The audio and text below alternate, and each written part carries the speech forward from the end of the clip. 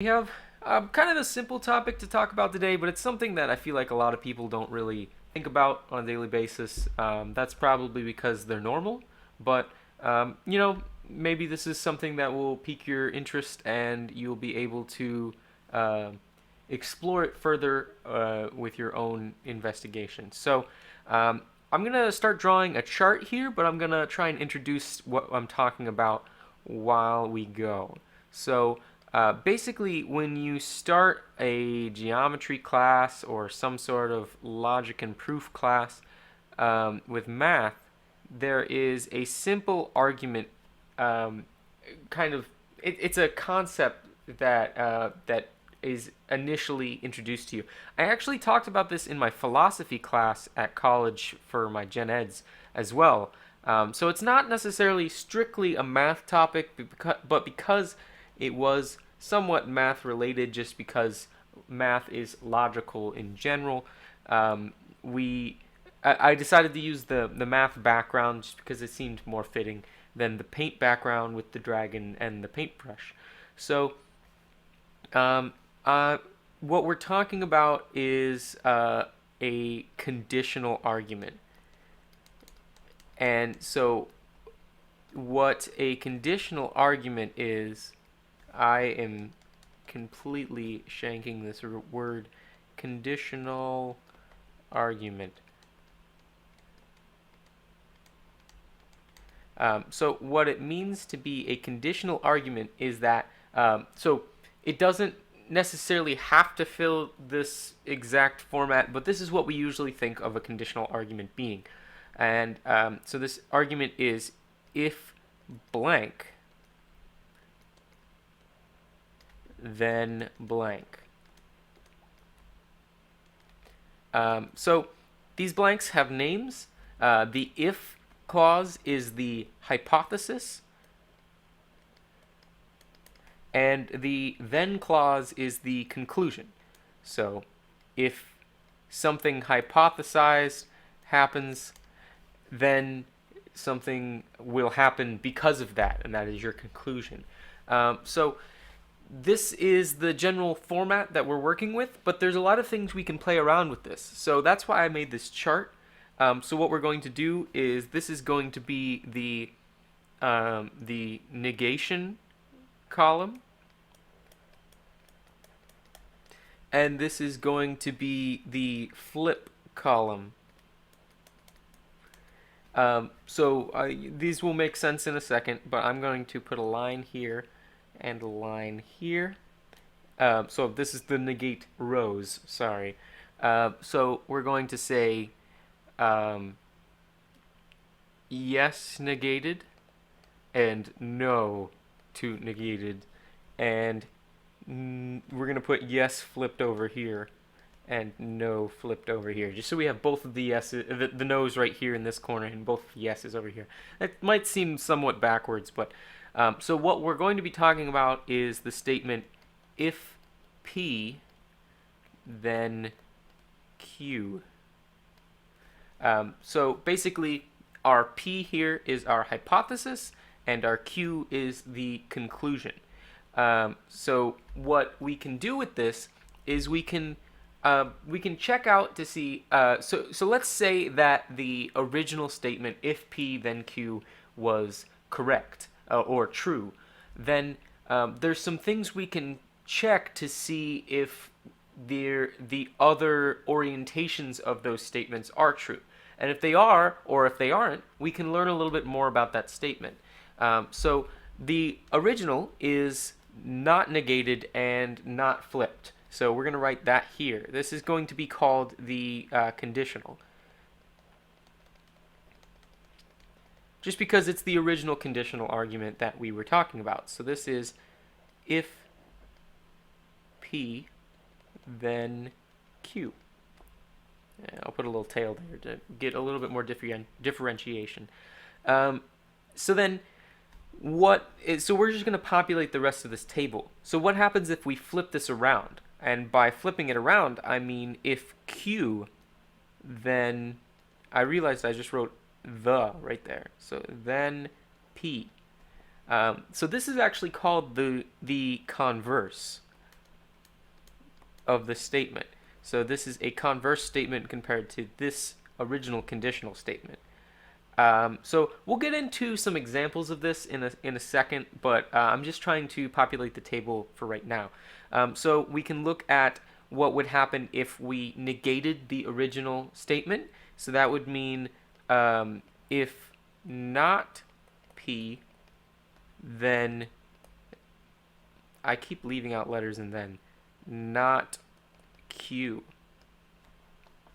And then our last one, well, okay, I'll give you the name of this one. This is the inverse. So that might make sense to you guys off the top of your head. Inverse usually means the opposite. So what we're doing is the opposite of the original statement, not P and not Q.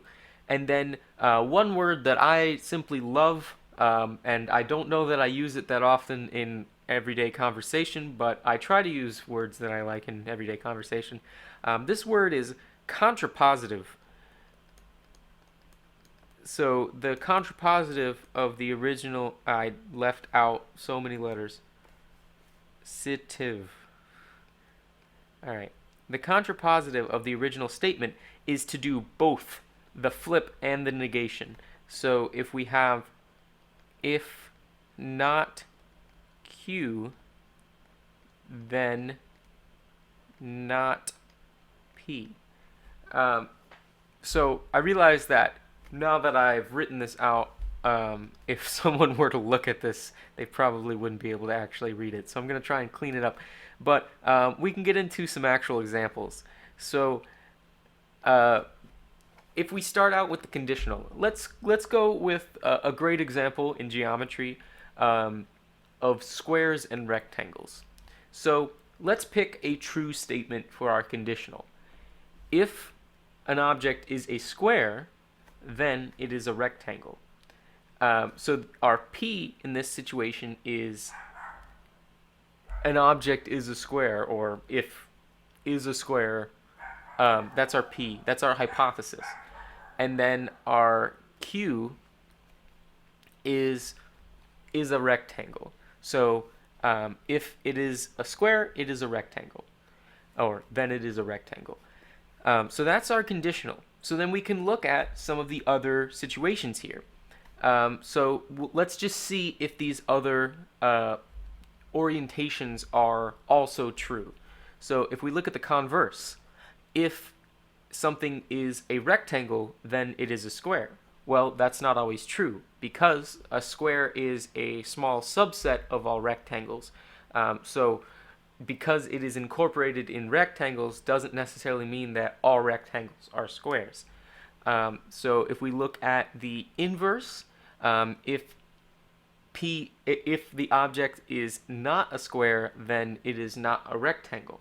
Now, that might seem true at first glance, but really it's not. So if you don't have a square, you could still have something that is a rectangle, but perhaps has one larger side than the other in terms of length versus width. And then we have our final one, the contrapositive, which is saying if the object is not a rectangle, then the object is not a square. So this is true. And what you'll find is that the diagonals of this table are always true at the same time, and always false at the same time. So if the inverse is false, then the converse is false. If the conditional is true, then the contrapositive is true. So that showed up in our example, but let's do a couple more examples. So one good example is if it is raining, then the grass is wet. So if it's raining outside in the yard, the grass is wet. So our hypothetical or our hypothesis is if it is raining, and our conclusion is then the grass is wet. So if we look at the converse, then that would mean if the grass is wet, then it is raining. So that doesn't necessarily always hold true. Perhaps the sprinklers are on, perhaps, I don't know, the river diverted into your yard, something like that. But there's other situations where the grass could be wet, but it's not necessarily raining. So if we look at the inverse, then if so if it is not raining, then the grass is not wet. Well, this logically also is false because we could also have a different situation where rain isn't the cause of the grass being wet, but the grass still becomes wet. Um, and so the contrapositive, if the grass is not wet outside, then it is not raining. Now, you could make some bold arguments and say perhaps someone laid a tarp out in front of, on top of the yard, and it's protecting the grass. But we're trying to think of a pure environment here. So you have to remember that these usually apply in simple logical arguments. So if we have a lot of factors, then there becomes a lot more of a gray area. So that's the general concept. I don't know if there's any questions about that in the chat, but that's basically what these are. So I'll go over once again in case you can't read my handwriting. The conditional is the original statement. Usually we try and pick a true conditional, but if the conditional is false, then the contrapositive is also false. So I could give an example of that. If let's say we have an equation. If the equation is 2 plus 2, then it is equal to 4. So let's say that this is a false statement. If the equation is 2 plus 2, then the equation is equal to 5. That would be false. So if we look at the contrapositive, then if the equation is not equal to 5, then the equation is not 2 plus 2. That is also false. It could be false. So it also could be true in the sense that you could have an equation that is not equal to 5 and is also not 2 plus 2. But to claim that that statement is true would be false. So that's what we're getting at. I don't want to drag this out too much, but I hope this was helpful in learning some logical arguments. I am going to switch over to talk about my game a little bit, so I hope you guys will stick around.